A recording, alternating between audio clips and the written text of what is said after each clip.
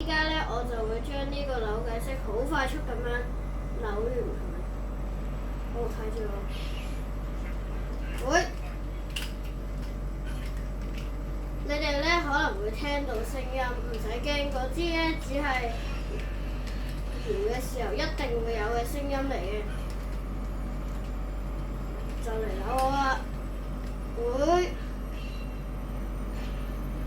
扭完。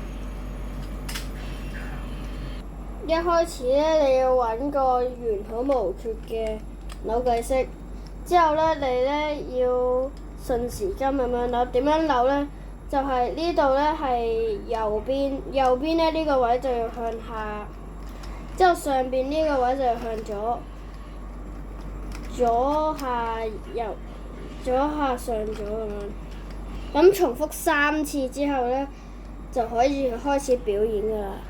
咁你表演嘅時候呢，就你要練一練單手嘅，因為呢，你唔會呢搖嗰時你一隻手搖啊嘛，你唔會兩隻手搖啊嘛，所以你要練一練單手咁樣。咁呢，通常呢，呢個位置呢，你練好咗單手之後呢，就可以開始啦。咁開始嗰陣時就係咁嘅，如果慢動作睇就係咁嘅。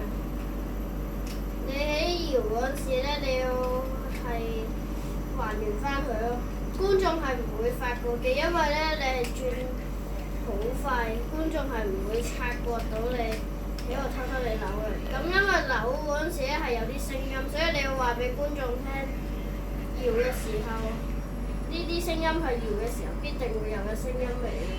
好啦，今集就教到呢度啦。如果中意嘅話，記得 like 同埋訂閱我個 YouTube channel， 學識咗嘅時候呢，就都可以表演俾你嘅家人睇、朋友睇。咁我下次見，拜拜。